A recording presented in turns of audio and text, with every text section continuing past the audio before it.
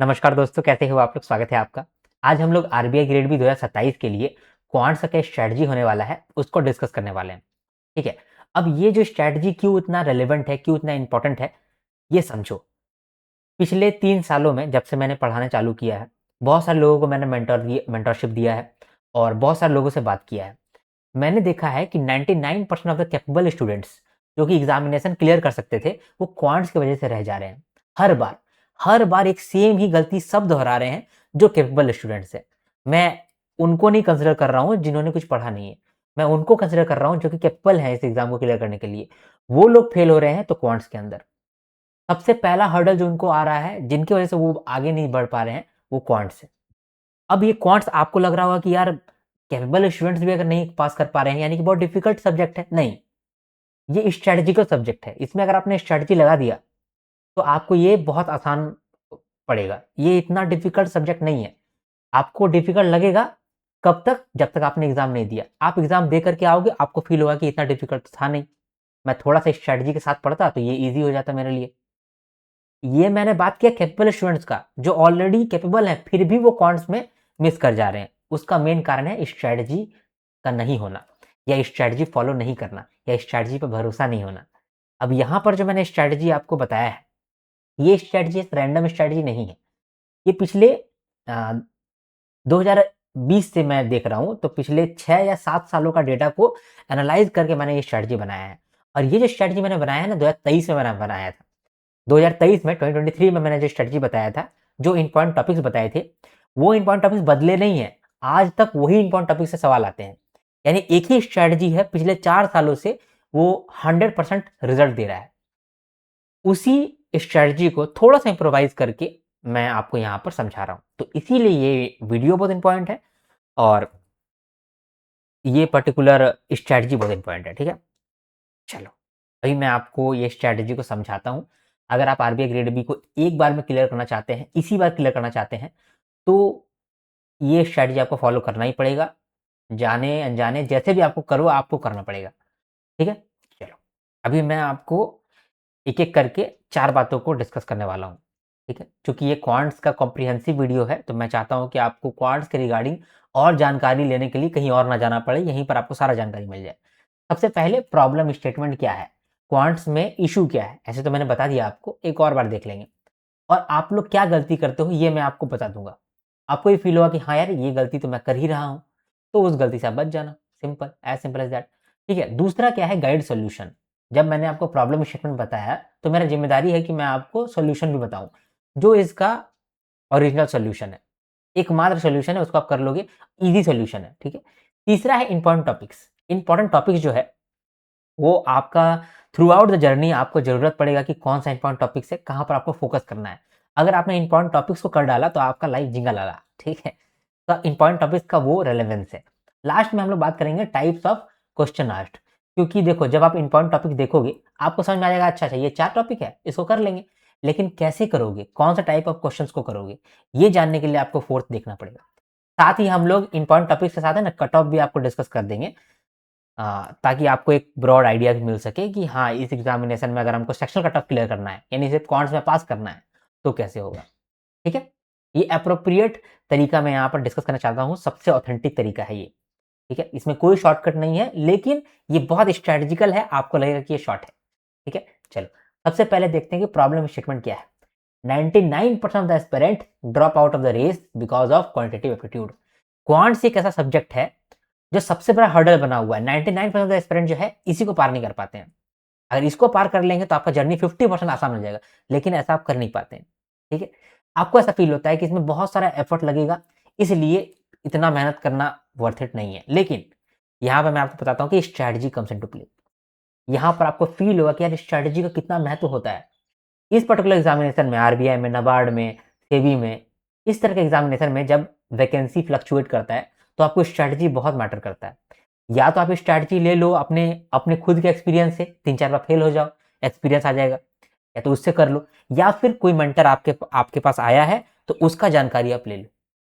ठीक है, चलो तो स्ट्रैटेजी बहुत इंपॉर्टेंट रोल प्ले करता है, पर्टिकुलर इस एग्जामिनेशन में और पर्टिकुलर क्वांट सब्जेक्ट के अंदर। इसीलिए ये वीडियो बहुत ज़्यादा रेलेवेंट बन जाता है। लाइक कर दो पहले ही। ठीक है? अब यहाँ पर मैं बताता हूँ कि आपको ये सब कुछ फीलिंग आएगा, आप ये सब कुछ काम करने वाले हैं। ये 6 काम है, 6 काम में से कोई एक काम आप कर रहे होंगे। पहले आप सोच रहे होंगे क्वांट्स और रीजनिंग पहले से किया हुआ है, 2-3 साल पहले किए हुए थे, बैंक एग्जाम क्लियर किए हैं क्वांट्स से रीजनिंग पढ़ के ना, बाद में कर लेंगे, क्या दिक्कत है भाई? ये 1 आध घंटा लगा देंगे, एकदम लास्ट टाइम पे लगा देंगे, हो जाएगा क्वांट्स और रीजनिंग, नहीं होगा। ठीक है? ये आप बताना मुझे कमेंट में कि 1, 2, 3, 4 में आप कौन-सा गलती कर रहे हो? आप मोस्ट प्रोबेबली पहला वाला गलती करोगे, ठीक है? क्योंकि मैं जिनसे भी बात करता हूँ, वो ऑलरेडी कहीं काम कर रहे होंगे, ऑलरेडी मैनेजर हैं, ऑलरेडी बैंक पीओ उनका क्लियर हुआ है 2-3 साल पहले, तो वो लोग यही बात बोलते हैं कि क्वांट्स रीजनिंग साल पहले वो किया हुआ है, इतना डिफिकल्ट नहीं लगता है सर, हम लोग कर लेंगे आराम से, लेकिन वो नहीं कर पाते हैं, ठीक है? दूसरा क्या है, सिर्फ सेक्शनल कट ऑफ के लिए लास्ट में पढ़ लेंगे, ठीक है? कुछ लोग ऐसे होते हैं, सर हम लोग अभी फाइनेंस मैनेजमेंट कर लेते हैं, क्वांट्स के लिए क्या करेंगे, लास्ट में पढ़ लेंगे, सेक्शनल कट ऑफ क्लियर करने के लिए डीआई करना होता है ना, डीआई कर लेंगे लास्ट में, चल जाएगा, हमको दिक्कत नहीं है सर, सेक्शनल कट ऑफ तो क्लियर हो जाएगा। भाई यकीन मानो आपका नहीं होगा, आप नहीं पढ़ोगे तो नहीं होगा। आप बोल रहे हो ऐसे ही अपने मन से, मैं डेटा देख करके बोल रहा हूँ, जितने लोगों से मैंने बात किया उसके हिसाब से मैं बोल रहा हूँ। एक जन से बात नहीं किया है, कम से कम मैं बोल रहा हूँ, कम से कम मैं बोल रहा हूँ, अराउंड 500 स्टूडेंट से मैंने बात किया है पर्सनली एग्जाम के बाद, ठीक? और ये एरर है, कुछ एरर है, सारा डेटा के आधार पे है, ठीक है? तीसरा, स्टार्ट तो करते हैं, जो मान लो शुरुआत में क्वांट्स रीजनिंग स्टार्ट करते हैं, वो चैप्टर पढ़े और फटाफट चैप्टर को थोड़ा बहुत क्वेश्चन रिवाइज कर लिए और दूसरे चैप्टर में घुस गए, फिर तीसरे चैप्टर में घुस गए, चौथे चैप्टर में घुस गए, 2 महीना में उनका क्वांट्स खत्म हो जाता है और उनको फील होता है यार मैं क्वांट्स डन हो गया। आप थोड़ा बहुत प्रैक्टिस करेंगे, आप टेस्ट लगाएंगे, लेकिन नहीं, आप प्रॉब्लम में हो, आपने बस फास्ट फास्ट तरीके से कंप्लीट कर लिया है, आपको कुछ ज्ञान नहीं हुआ है, आपको ऊपर ऊपर का ज्ञान हुआ है, वो ज्ञान कोई काम का नहीं है, वो एग्जाम आपको गर्त पे ले जाएगा और जो टाइम वेस्ट गया वेस्ट गया, ठीक है? क्वांट्स में आप फटाफट चैप्टर किए, फटाफट सब कुछ पढ़ लिए, नंबर सीरीज किए और 2 दिन में से नंबर सीरीज खत्म, क्वाड्रेटिक इक्वेशन गए, 4 दिन में क्वाड्रेटिक इक्वेशन खत्म, ठीक है? नंबर सिस्टम गए, 1 दिन में नंबर सिस्टम खत्म, 50 क्वेश्चन सॉल्व कर लिए और क्वेश्चन खत्म। ये भी लोग बहुत सारा करते हैं। जो वर्किंग एस्पिरेंट होते हैं, वो पहला वाला गलती करते हैं, जो वर्किंग एस्पिरेंट नहीं होते हैं, वो तीसरा वाला गलती करते हैं। आप बताओ कि आप कौन-सा गलती कर रहे हो? पहला गलती समझना ज़रूरी है, अगर गलती समझा आपने, तो रेक्टिफ़ाई कर लोगे ना। गलती ही नहीं समझा, तो रेक्टिफ़ाई करने में बहुत देरी हो जाएगा और आप रेक्टिफ़ाई करोगे, एग्ज़ामिनेशन से जब आओगे, तो आप रेक्टिफ़ाई करना पड़ेगा आपको। अदरवाइज़ फिर आप सपना नहीं देखो। ठीक है, तीनों चीज़ हो गया। चौथा चीज़, सिर्फ़ डीआई ही करते हैं, 10 नंबर तो आ ही जाएगा ना। अप्रॉक्सिमेटली 13-14 नंबर का आपको डीआई पूछा जाता है। तो आपको फ़ील आएगा कि यार डीआई पढ़ लेते हैं, मेरा तो काम हो ही जाएगा ना। तो ये आधा सत्य है, पूरा सत्य नहीं है। डीआई करोगे तो आप 5 नंबर लाओगे, ठीक है? आप बोल रहे हो ना यार 10 नंबर तो आ ही जाएगा, नहीं, 4 या 5 नंबर ला सकते हो आप, ज़्यादा नंबर नहीं ला सकते हो, डीआई करने से भी। तो ये भी आपका एक रॉन्ग स्ट्रैटेजी है, ठीक है? यकीन मानो, आप सिर्फ़ अपना डेटा देख रहे हो, मैं बहुत लोगों का डेटा देख रहा हूँ और कॉमन एरर मैं लेकर के आया हूँ यहाँ पे। सिर्फ़ डीआई करते जाओगे, एग्ज़ामिनेशन में डीआई डिफ़िकल्ट पूछेगा। 1 डीआई आसान पूछेगा, 2 डीआई डिफ़िकल्ट पूछेगा। आपका दिमाग गोल। अभी आप 1 डीआई पे पूरा समय लगा दोगे, आपको समझ में ही नहीं आया कि बाकी सवाल तो ईज़ी था यार। बाकी 5 सवाल, बाकी 9 सवाल तो बहुत ईज़ी था। उसमें आपने दिमाग ही नहीं लगाया क्योंकि आप डीआई में फँस गए थे। जो एग्ज़ामिनर है वो भी आपको भली-भाँति जानता है कि ये बंदा खैर डीआई पढ़ के आया है। ये बंदा डीआई पढ़ के ही बैंक पीओ क्लियर कर लिया था। ये तो डीआई पढ़ के ही आएगा। हम डीआई डिफ़िकल्ट कर देते हैं और नॉर्मल क्वेश्चन ईज़ी रख देते हैं। एक क्वेश्चन हम मिल्क एंड वाटर का रख देंगे, एक क्वेश्चन ट्रेन का रख देंगे। आपका ध्यान ही नहीं जा रहा है उधर। वो आराम से फ्री के नंबर है 5 नंबर और आप यहाँ पर पूरा एकदम अ, माथापच्ची करके 5 नंबर ला रहे हैं। तो ये बहुत बड़ा एरर है। आपको नहीं लग रहा होगा, लेकिन ये एरर है, ठीक है? 5वां, फिर अरिथमेटिक करके जाते हैं, 5-6 नंबर तो आ ही जाएगा। इसका भी गड़बड़ है। ये डीआई को फॉलो ही नहीं कर रहा है, वो अरिथमेटिक पे लगा हुआ है। क्या होगा कि मान लो 3 डीआई है, 1 डीआई ईज़ी होगा और अरिथमेटिक कुछ आसान होगा। तो आप अरिथमेटिक में भी अगर फँस जाएँगे, तो डीआई में भी नहीं गए। अरिथमेटिक में भी फँस गए, तो बेड़ा गर्क हो गया। तो आपको ईज़ी लेवल का डेटा इंटरप्रिटेशन कर लेना है और थोड़ा-सा मॉडरेट लेवल का अरिथमेटिक कर लेना है, आपका काम बन जाएगा, ठीक है? और लास्ट वाले जो हैं, वो जो होगा देखा जाएगा करके जाते हैं और टिक-विक मार के आते हैं। वैसे लोग भी बहुत सारे हैं, ठीक है? I am one of them ठीक है? तो मैं ऐसा ही हूँ, मैं पढ़ता ही नहीं हूँ वैसे तो, ठीक है? पहले का पढ़ा हुआ है, उसी के हिसाब से मैं अच्छा खासा नंबर ले आता हूँ फिर भी क्वांट्स के अंदर। तो ये गलती तो बिल्कुल नहीं करना, ये गलती ना के बराबर लोग करते हैं, एक आध लोग किए तो किए, लेकिन मेनली ये 5 गलती लोग कर रहे हैं, ठीक है? सबसे घातक जानते हैं कौन-सा गलती है? ये वाला गलती। क्योंकि यहाँ पोटेंशियल स्टूडेंट है, वो फेल हो रहे हैं, ठीक है? और तीसरा गलती ये आपका लाइफ बर्बाद कर रहा है ये वाला गलती। स्टार्ट कर रहे हैं, जल्दी-जल्दी कंप्लीट कर रहे हैं, जल्दी-जल्दी कंप्लीट कर रहे हैं। इससे क्या होगा कि आपका कभी भी खत्म नहीं होगा। वो हमेशा आपका वो रिदम बन गया है, अब हमेशा वैसे ही करते रहेंगे आप। हमेशा कोई चैप्टर पढ़ेंगे, फट-फट 2-4 क्वेश्चन सॉल्व कर लेंगे और पार कर जाओगे। आपको फील होगा कि हो गया, लेकिन एक्चुअली में नहीं हुआ। ठीक है? इन 6 गलती में से कौन-सा गलती आप दोहरा रहे हो, प्लीज़ आप मैसेज कर दो, कमेंट कर दो। ठीक है? चलो हम लोग आगे बढ़ते हैं और देखते हैं कि सॉल्यूशन क्या है। आपने तो बोल दिया कि ऐसा करो, ऐसा करो, ऐसा कर रहे हो तो प्रॉब्लम आ जाएगा, ऐसा करो तो प्रॉब्लम आ जाएगा, तो सॉल्यूशन क्या है? सॉल्यूशन क्या है? तो सॉल्यूशन है यहाँ। ये आपका 3 काम है, स्टेप 1, ये स्टेप 2, स्टेप 3 और ये है आपका स्टेप 4। ठीक है? पहला स्टेप है, सबसे पहले इंपॉर्टेंट टॉपिक्स को नोट करो। जो इंपॉर्टेंट टॉपिक्स है उसको तो नोट करो कम से कम, क्योंकि बहुत लोग जानते ही नहीं कि इंपॉर्टेंट टॉपिक्स कौन-कौन से होते हैं। इंपॉर्टेंट टॉपिक्स से मैं गारंटी दे सकता हूँ कि आप पास करोगे।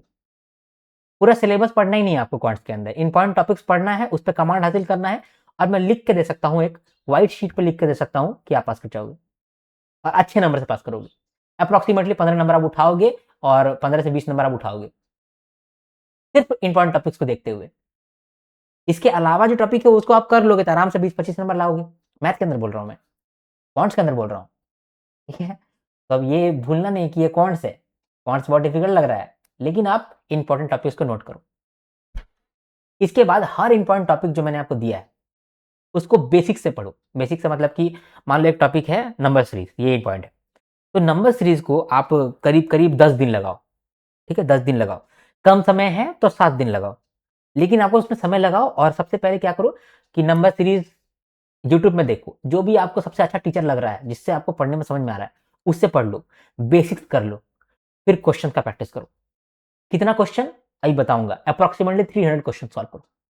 300 क्वेश्चन ऐसा सॉल्व करो कि भाई एकदम स्मूथ हो गया, कमांड हो गया। ये टॉपिक तो मैं कभी भूलूंगा नहीं, ये वाला आपका अप्रोच आ जाना चाहिए। अगर ये अप्रोच आ गया, यकीन मानो आपने जीत जीत लिया। ठीक है? दूसरा भी हो गया, सबसे पहले इंपॉर्टेंट टॉपिक्स आपने नोट किया, फिर दूसरा हर टॉपिक को बेसिक से पढ़ा, तीसरा प्रैक्टिस करो। 200 question IPS PO pre level का करो और 100 का question IPS PO mains level का करो। मतलब जो इंपॉर्टेंट टॉपिक्स आपने नोट किया था ना, उसका पहले बेसिक्स क्लियर किया, अब उसी का आपने 200 क्वेश्चन पीओ प्री लेवल का किया और 100 क्वेश्चन आपने पीओ मेंस लेवल का किया। ठीक है? आपको बैंकिंग बैंकिंग से भी आपको क्वेश्चन मिल जाएंगे, जरूरी नहीं है, और मैं अपने कोर्स में आपको क्वेश्चन प्रोवाइड करा देता हूँ, तो उसको आप सॉल्व कर लो। ठीक है? जब इतना आपका हो गया तो एक टॉपिक आपका डन हो गया। फिर उसी तरह से आप दूसरा इंपॉर्टेंट टॉपिक को पकड़ो, तीसरा इंपॉर्टेंट टॉपिक को पकड़ो, चौथा इंपॉर्टेंट टॉपिक को पकड़ो। यकीन मानो 3 महीना के अंदर क्वांट्स आपका इतना मजबूत हो जाएगा कि कोई भी एग्जाम में आपका हेल्प कर जाएगा। ठीक है? अब आपका जब पूरा प्रिपरेशन हो गया तो सेक्शनल टेस्ट लगा लो और अपने आप का एनालिसिस कर लो। ठीक है? जब आप सेक्शनल टेस्ट लगाओगे ना, तो आपको स्पीड में इश्यू आएगा कि यार मेरा स्पीड रुक रहा है, स्पीड कम हो रहा है। तो फिर आप सेक्शनल टेस्ट लगाते जाओ और अपना स्पीड इंप्रूव करते जाओ। ठीक है? स्पीड इंप्रूव करते करते आपको कुछ क्वेश्चन जो है बनेगा नहीं, तो उसको फिर आप सॉल्व करो कि कौन सा क्वेश्चन नहीं बना भाई, उसको आप फिर से सॉल्व कर लो, क्योंकि वो नया क्वेश्चन होगा या आपके दिमाग में वो क्वेश्चन नहीं बैठ रहा होगा, तो 2-4 बार कर लो तो बैठ जाएगा। इस तरह से आपका क्वांट्स का आप अच्छा स्कोर कर जाओगे, कोई भी नहीं रोक सकता। ये सबसे ऑथेंटिक एक रास्ता है जिससे आपका काम हो जाएगा। ठीक है? अब बात करते हैं हम लोग इंपॉर्टेंट टॉपिक्स के बारे में, क्योंकि सबसे पहला पॉइंट क्या था कि इंपॉर्टेंट टॉपिक्स को नोट करो। अब इंपॉर्टेंट टॉपिक्स मैं यहाँ पर आपको दे दिया हूँ। आपको फ़ील आया कि यार इंपॉर्टेंट टॉपिक्स इंपॉर्टेंट है भी कि नहीं? तो इसीलिए मैंने यहाँ पर आपको दिया है कि कितना क्वेश्चन मिनिमम पूछा जाता है हर साल और कितना मैक्सिमम क्वेश्चन पूछा जाता है हर साल। ठीक है? और साथ में मैंने 2026 का बता दिया, 2026 में 2025 में कितना क्वेश्चन आया था। क्योंकि मैं तो आपको 3 साल से बोल रहा हूँ कि ये इंपॉर्टेंट टॉपिक्स है, ये इंपॉर्टेंट टॉपिक्स है। तो क्या वहाँ से क्वेश्चन आ भी रहे हैं कि मैं बस ऐसे ही बोल दे रहा हूँ? ठीक है? तो वो देखते हैं। ठीक है? सबसे पहला है क्वाड्रेटिक इक्वेशन। मिनिमम 1 सवाल हर साल देखने को मिला है और मैक्सिमम 3 सवाल देखने को मिला है। 2025 में यानी पिछले साल 4 क्वेश्चन देखने को मिला था क्वाड्रेटिक इक्वेशन का। 2026 में अभी तक ये मतलब इस साल जो है कोई सवाल देखने को नहीं मिला। 2027 में सवाल देखने को मिल सकता है। ठीक है? क्योंकि 2026 ही एक ऐसा दिन है, मतलब ऐसा साल है जहां पर एक सवाल भी देखने को नहीं मिला है। अदरवाइज हर साल एक सवाल देखने को मिलता ही था क्वाड्रेटिक इक्वेशन का। ठीक है, तो क्वाड्रेटिक इक्वेशन हो गया। सेकंड है नंबर सिस्टम। नंबर सिस्टम में मिनिमम एक सवाल आपको हर साल देखने को मिलता है, मैक्सिमम 2 सवाल। 2025 में सवाल नहीं देखने को मिला था, लेकिन 2026 में सवाल देखने को मिल गया एक। ठीक है, नंबर सिस्टम कभी कभी आपसे डायरेक्टली पूछता है या फिर कभी कभी आपको इनडायरेक्टली पूछता है। इनडायरेक्टली का मतलब कि आपका क्वेश्चन है फॉर एग्जांपल डीआई का, और वहां पर आपको बोल रहा है कि ये दोनों को प्राइम नंबर है, ये ऑड नंबर है, ये इवन नंबर है। ऑड नंबर और इवन नंबर को मैंने जोड़ दिया तो कुछ नंबर निकला, वो कौन सा नंबर है, तो वो सब नंबर सिस्टम के अंदर आ गया। तो नंबर सिस्टम का एक सवाल मिनिमम आता ही है हर साल, डायरेक्टली या फिर इनडायरेक्टली। ठीक है, तो नंबर सिस्टम ही एक ऐसा है जो कि डायरेक्टली भी पूछता है, इनडायरेक्टली भी पूछता है, बाकी सब तो डायरेक्टली ही पूछता है।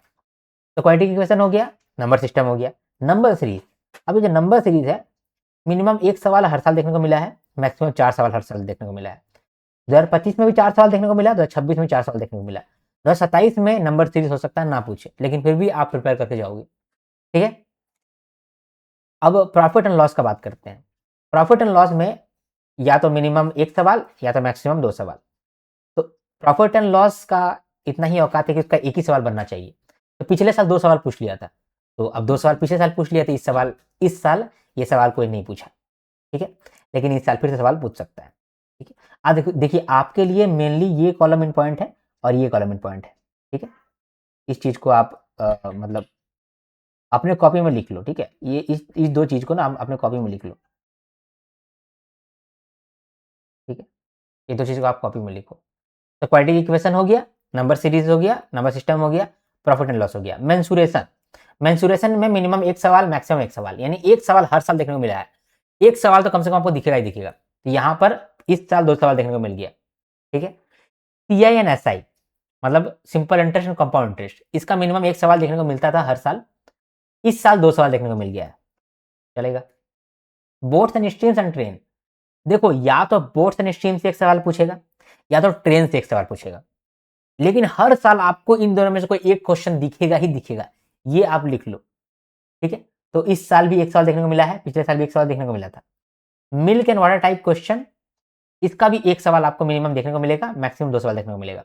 इस साल एक सवाल देखने को मिला था। रेशियो और परसेंटेज, इससे मिनिमम 1 एक सवाल और मैक्सिमम 3 सवाल। एज बेस्ड क्वेश्चन से मिनिमम एक सवाल देखने को मिलता है। इसका डीआई, डीआई जो है वो 3 तरीके का पूछा जाता है, एक इजी लेवल डीआई, एक मॉडरेट लेवल और एक वेरी डिफिकल्ट लेवल। तो इजी लेवल का डीआई जो है वो आप कर लोगे अगर आप प्री लेवल का डीआई सॉल्व करते हो तो, लेकिन मॉडरेट लेवल का चांस कम है और डिफिकल्ट लेवल का चांस नहीं है। तो डीआई में आप एक डीआई बढ़िया से सॉल्व कर लोगे, दूसरा डीआई तभी सॉल्व कर पाओगे जब आपने एक साल तक डीआई ही किया है। ठीक है, तो डीआई थोड़ा सा रिस्की है, मैं ऐसा बोलूंगा कि बाकी सारा टॉपिक कर लो और डीआई जो है वो प्री लेवल का कर लो, इससे आप आराम से क्लियर करोगे। कट ऑफ भी मैंने यहाँ पर आपको दिया हुआ है कि कट ऑफ कितना रिक्वायरमेंट होता है। तो इस साल का जब आप कट ऑफ देखोगे तो इस साल कट ऑफ कॉम्पेरेटिवली बहुत ज्यादा है। कट ऑफ देखो, इस साल का कट ऑफ देखो 2022 और 23 में कट ऑफ था 4.5 का, क्योंकि इस समय क्वेश्चन बहुत डिफिकल्ट पूछा जाता था। ठीक है, 2024 में भी डिफिकल्ट क्वेश्चन ही आया था, तो 7.5 का आपका कट ऑफ गया था। लेकिन 2025 में 2026 में पेपर बहुत आसान था। इस साल जो है ना, वो मैं आपको बोलता हूं, इस साल आईपीएस क्लर्क लेवल का क्वेश्चन था।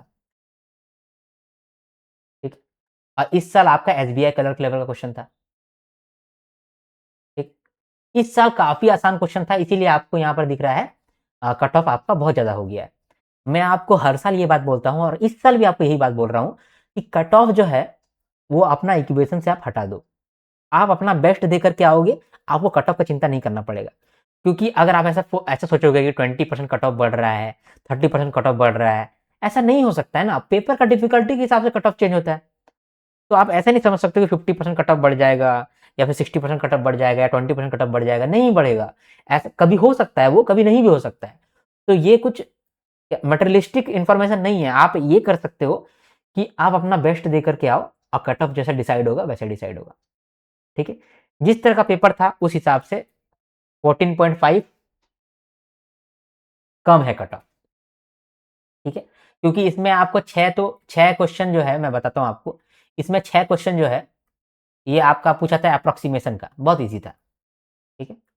अप्रोक्सीमेशन का क्वेश्चन पूछा था 6 क्वेश्चन, तो बहुत आसान था। नंबर सीरीज का यहाँ पर 4 क्वेश्चन था। नंबर सीरीज का अगर आपने नंबर सीरीज करा होता तो आराम से लाते 4 नंबर, ठीक है। और बताता हूँ मैं आपको, एक इजी लेवल का डीआई था, ठीक है, तो उसमें 5 क्वेश्चन हो गए ना। एक इजी लेवल का डीआई था, एक 5 क्वेश्चन में शायद 3 क्वेश्चन थे, 3 क्वेश्चन का था, तो यहाँ पर मैं लिख देता हूँ 3 क्वेश्चन। ये मैं आपको सबसे ईजी वाला बता रहा हूँ, वेरी इजी। 3 क्वेश्चन आपका डीआई का था, सिंपल डीआई, ठीक है। तो प्री लेवल डीआई, तो कितना होगा, 6 4 10, 3 14, ठीक है। और बताता हूँ मैं आपको इसमें, हाँ, मिल्क एंड वाटर बेस्ड था आपका क्वेश्चन एक। मैं बोल रहा हूँ कि बहुत आसान है। मिल्क एंड वाटर था। ट्रेन का क्वेश्चन था यहाँ पर 2। तो कितना क्वेश्चन हुआ यहाँ पर, 6 4 10, 3 13 14 और 2 15, 15 आराम से हो गया।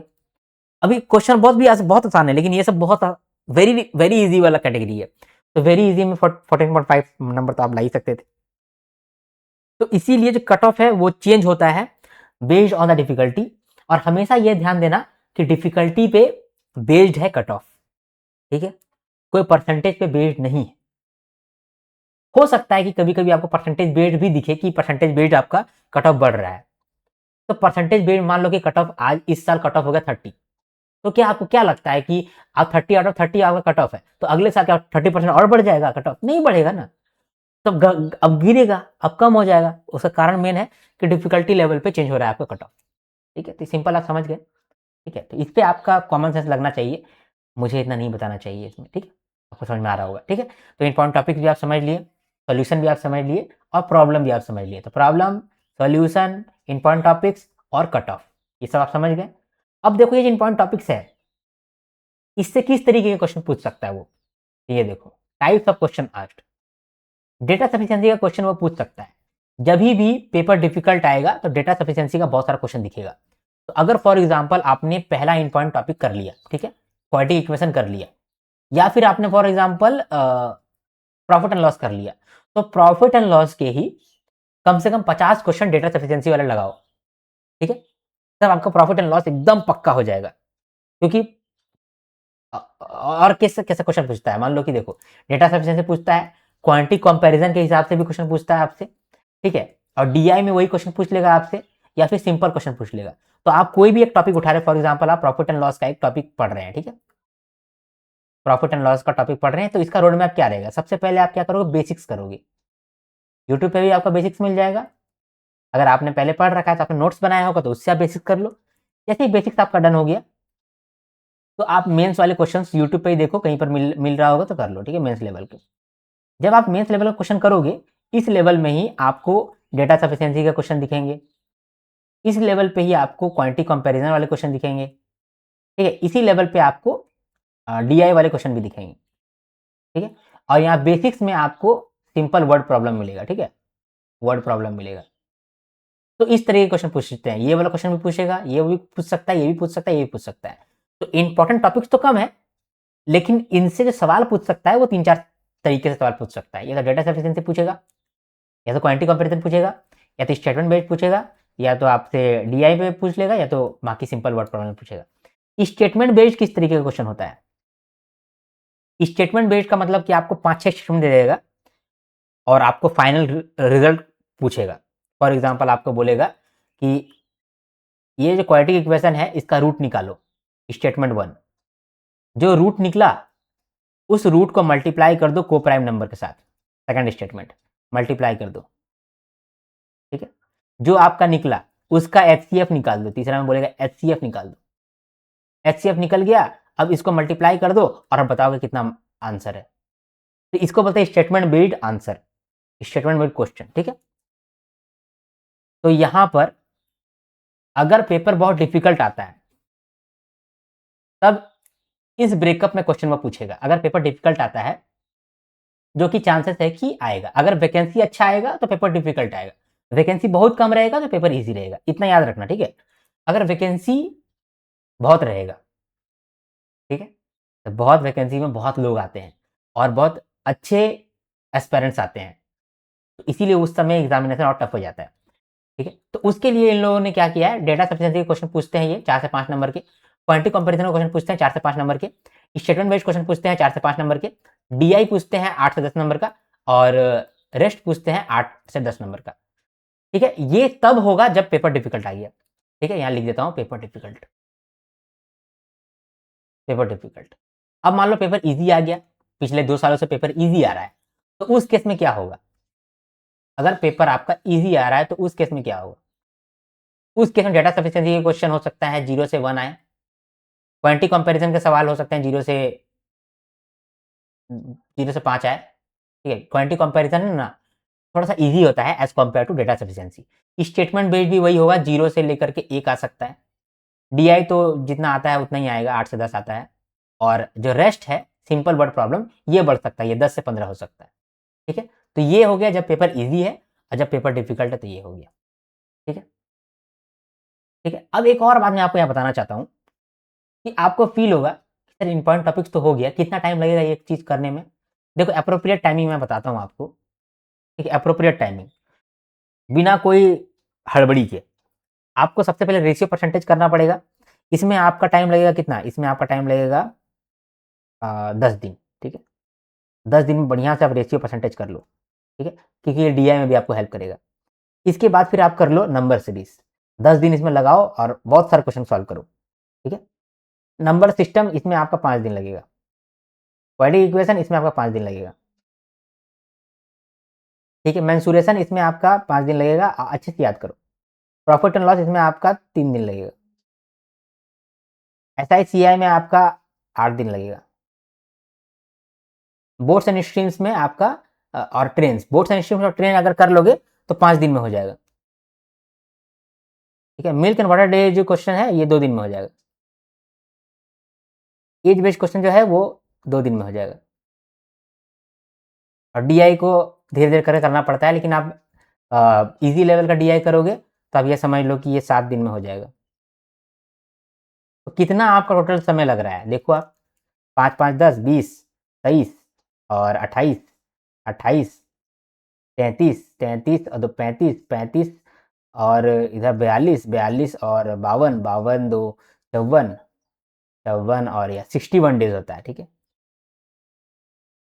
तो अगर आप इस पे ही लगे हुए हैं, क्वांट्स पे लगे हुए हैं, तो 60 दिन के अंदर आप आराम से क्लियर कर सकते हो। ठीक है, अगर मैं होता तो क्योंकि मैंने मैंने मान लो कि आपने थोड़ा सा पहले पढ़ा हुआ है, अभी आप रिवीजन कर रहे हो, सबसे पहला इजी काम, ज्यादा मार्क्स, ये बोट्स एंड स्ट्रीम्स। ठीक है, और मिल्क एंड वाटर 7 दिन में 4 नंबर फ्री हो जाता है, 2 नंबर तो फ्री हो जाएगा। ठीक है, ये कर लो। ठीक है, नंबर सीरीज कर लो 10 दिन में। ठीक है, तो मतलब आराम से 30 दिन के अंदर भी आप सॉल्व कर सकते हो, 30 दिन के अंदर भी आप सेक्शनल कट ऑफ क्लियर करने के काबिल बन सकते हो। ठीक है, तो अगर आप ये देख रहे हो ये वीडियो जब नोटिफिकेशन आ गया है, तो फिर आप क्या फॉलो करोगे? समझ में आ गया आपको? और अगर आप नोटिफिकेशन नहीं आया है तो आपके पास इनफ समय है, आप समय लगाओ क्वांट्स के अंदर। ओके, समझ में आ गया आपको? चलो, अब इंडिपेंडेंस डे हमारा मेगा ऑफर अभी चल रहा है, 7 तारीख से ये चालू हो रहा है, शायद आज 7 तारीख ही है, 7 तारीख को चालू हो रहा है, और ये आपका 7 से 14 तारीख तक चलेगा। ठीक है, 15 को नहीं चल रहा है, 7 से 14 तारीख को चलेगा, क्योंकि 15 को हमारा ऑफिस बंद रहता है, फ्लैग होस्टिंग के बाद बंद हो जाएगा, तो इसीलिए 7 से 14 तारीख तक ये आपका इंडिपेंडेंस डे ऑफर चल रहा है। हमारा मेंटरशिप कोर्स और स्मार्ट कोर्स के अंदर आपको प्राइस दिख रहा होगा, व्हाट्सएप कर सकते हैं आप ज़्यादा डिटेल्स के लिए। हमारा जो नंबर है वो ये यही है 8340613896, और दूसरा नंबर अब हम लोगों ने नया एक लाया है नंबर, इस पर आप कॉल भी कर सकते हैं, 9508915778। ठीक है, इस नंबर को आप अब सेव करके रख सकते हैं, आर्यन गेट बी का ऑफिशियल नंबर ये हो गया है। ये तो मेरा पर्सनल नंबर है, इस पर आप कॉल नहीं करना, व्हाट्सएप करना, और इसमें आप कॉल भी कर सकते हैं, व्हाट्सएप भी कर सकते हैं, ये ऑफिस का नंबर है। ठीक है, 9508915778। ओके, धन्यवाद। आपको अगर अच्छा लगा मेरा वीडियो तो भाई ज़रूर लाइक करो, क्योंकि आपका एक लाइक के भरोसे मैं बैठा हुआ हूँ, और आप ज़रूर कमेंट करो, आपका एक कमेंट, पॉजिटिव कमेंट मेरा दिन बना देता है और मुझे बहुत अच्छा फील होता है। आप शेयर भी कर सकते हो, बिकॉज शेयरिंग इज़ केयरिंग, और सब्सक्राइब करके रखो, आपको आगे आने वाले वीडियोज़ में बहुत बेनिफिट मिलने वाला है। चलो हम लोग मिलते हैं नेक्स्ट वीडियो में, तब तक के लिए हर हर महादेव, शंभू शंकर, जय हिंद, जय भारत।